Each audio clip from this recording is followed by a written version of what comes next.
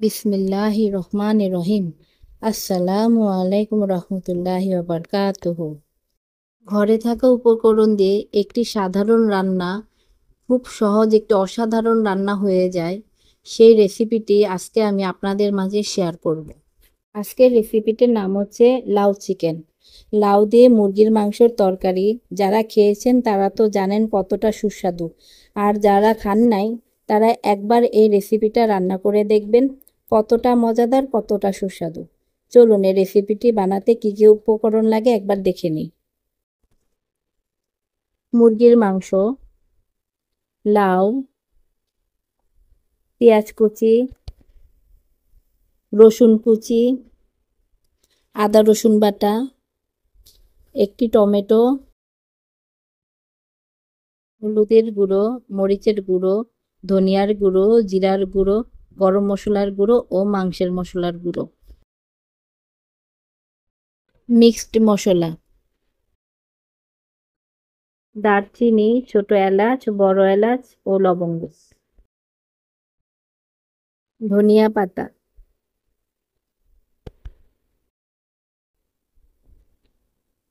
কাঁচা মরিচ, পরিমাণ মতো সরিষার তেল। আপনার ইচ্ছা করলে সয়াবিন তেল দিয়েও রান্না করতে পারেন। পরিমাণ মতো লবণ। চলুন রেসিপিটি শুরু করা যাক। প্রথমে একটি প্যানে পরিমাণ মতো সরিষার তেল দিয়ে নিলাম। আপনারা চাইলে সয়াবিন তেল দিতে পারেন। তেলটি হালকা গরম হয়ে গেলে সামান্য লবণ দিয়ে দিলাম যাতে তেলটি ছিটে না আসে। এখন আমি রসুন কুচিগুলি ছেড়ে দিলাম।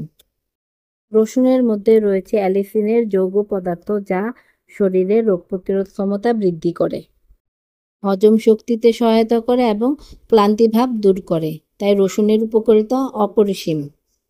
এখন আমার রসুনগুলি হালকা ভাজা হয়ে গেছে। এখন আমি এখানে সামান্য পরিমাণ সরিষা দিয়ে দিলাম। আপনারা চাইলে দিতে পারেন, না হলে স্কিপ করতে পারেন। এখন আমি পেঁয়াজ কুচি দিয়ে দিলাম। পেঁয়াজকে প্রাকৃতিক ঔষধি সবজি বলা হয়ে থাকে।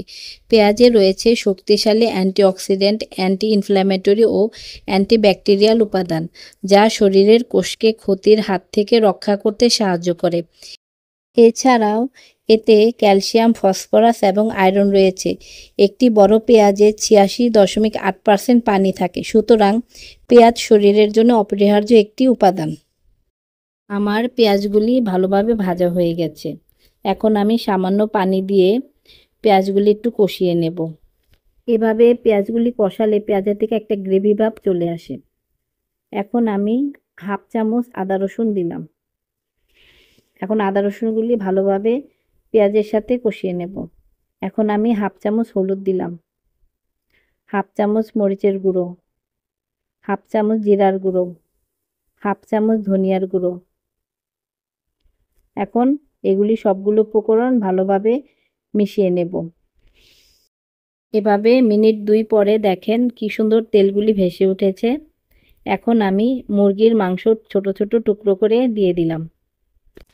আমি এখানে ব্রয়লার মাংস ব্যবহার করেছি। আপনার ইচ্ছা করলে দেশি মুরগি অথবা কক মুরগি অথবা পাকিস্তানি ব্যবহার করতে পারেন।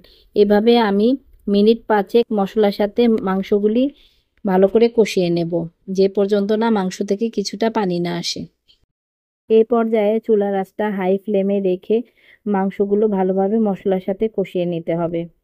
এভাবে 5 মিনিট পরে দেখবেন মশলাগুলো থেকে আস্তে আস্তে করে পানি উঠে এসেছে। এখন এই পর্যায়ে আমি সামান্য মাংসের মশলার গুঁড়ো দিলাম এবং সামান্য মিক্সড মশলা, যেটা আমি কিছুদিন আগে একটি রেসিপিতে দেখিয়েছি, সেটি দিয়ে দিলাম।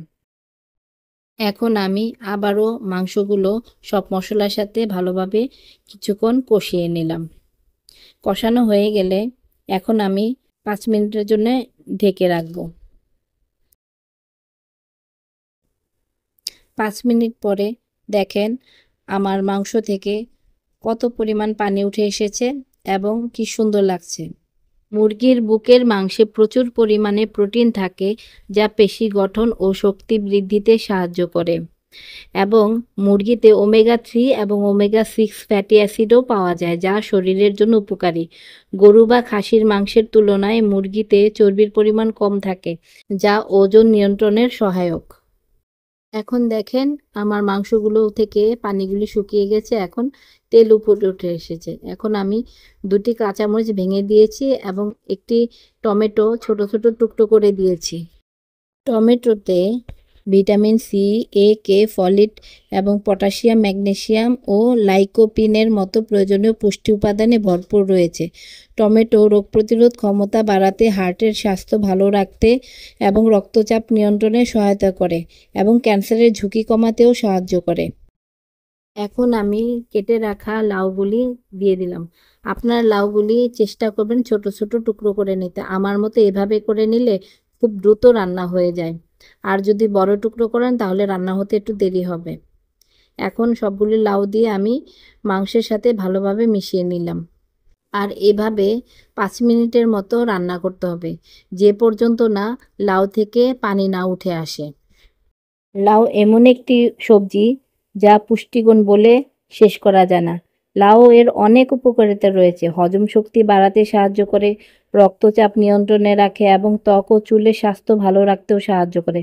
লাউয়ের মধ্যে রয়েছে উচ্চ পরিমাণে পানি, ফাইবার, ভিটামিন এবং খনিজ পদার্থ, যা থাকার কারণে এটি শরীরকে সতেজ রাখে এবং শরীরের তাপমাত্রা নিয়ন্ত্রণেও সহায়তা করে।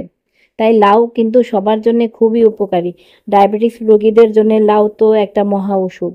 যারা আর কি ওজন নিয়ন্ত্রণ করতে চান তারা কিন্তু লাউ খেতে পারেন। লাউ খেলে পেটটা ভরেও যায় এবং শরীরের পানি শূন্যতাও দূর হয়।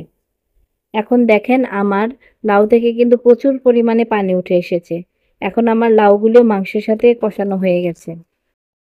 এখন আমি পরিমাণ মতো গরম পানি দিয়ে দিলাম লাউগুলি সিদ্ধ হওয়ার জন্য। এখন যদি আপনি গরম পানি না দেন, এখানে যদি ঠান্ডা পানি দেন, তাহলে কিন্তু লাউগুলি সহজেই সিদ্ধ হবে না। অনেক সময় আধা কাঁচা থেকে যাবে এবং দ্রুত রান্না করার ক্ষেত্রে গরম পানি অপরিহার্য। আপনারা গরম পানি দিবেন। এক্ষেত্রে পানির পরিমাণ কিন্তু বেশি দেবেন না, কম দেবেন। যেহেতু লাউ একটি পানি জাতীয় সবজি, লাউ থেকে প্রচুর পরিমাণে পানি ওঠে। আমি পরিমাণ মতো পানি দিয়ে নিয়েছি। এখন আমি 10 মিনিটের জন্য ঢেকে রান্না করব। 10 মিনিটের পর দেখেন আমার রান্না হয়ে গেছে, লাউগুলি সুন্দর সিদ্ধ হয়ে গেছে এবং মাংসগুলিও তো সিদ্ধ হয়ে গেছে আর রংটাও কি সুন্দর এসেছে। এই লাউ চিকেনের ক্ষেত্রে আমরা মশলা খুব কম দিই। যারা মশলা বেশি খেতে পছন্দ করেন তারা আরও মশলা দিতে পারেন। যেহেতু একটি লাউ দিয়ে রান্না করা হয়েছে, তাই হালকা মশলা দিয়ে রান্না করলেই বেশি টেস্ট হয়।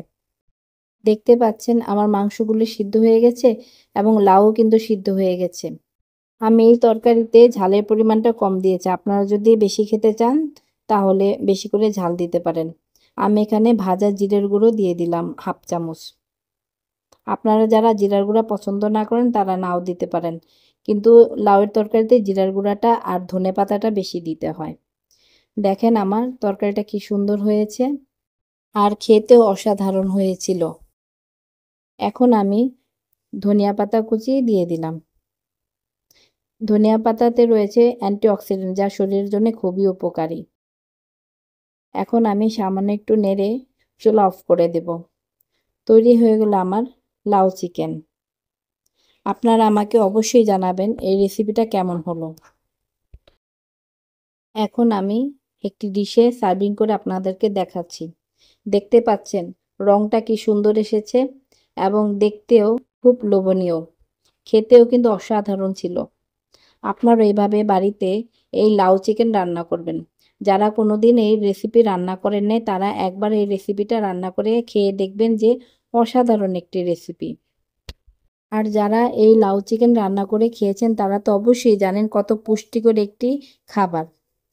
এই লাউ চিকেনে অনেক পুষ্টি রয়েছে, যেমন লাউয়েতে রয়েছে, মুরগিতে রয়েছে, টমেটো রয়েছে, ধনিয়া পাতায় রয়েছে, সব পুষ্টিগুণে ভরা একটি রেসিপি। আমার এই নিত্য নতুন রেসিপিগুলি যদি আপনাদের ভালো লেগে থাকে অবশ্যই আমাকে কমেন্টে জানাবেন, আর পাশাপাশি আমাকে একটি লাইক এবং শেয়ার করবেন। আর যদি আমার চ্যানেল যদি ভালো লেগে থাকে অবশ্যই একটি সাবস্ক্রাইব করবেন। পুরো ভিডিওটা জুড়ে পাশে থাকার জন্য আপনাদেরকে অসংখ্য ধন্যবাদ জানিয়ে শেষ করছি। আবারও দেখা হবে নতুন কোনো রেসিপি নিয়ে। আসসালামু আলাইকুম রহমতুল্লাহি ওয়া বারাকাতুহু।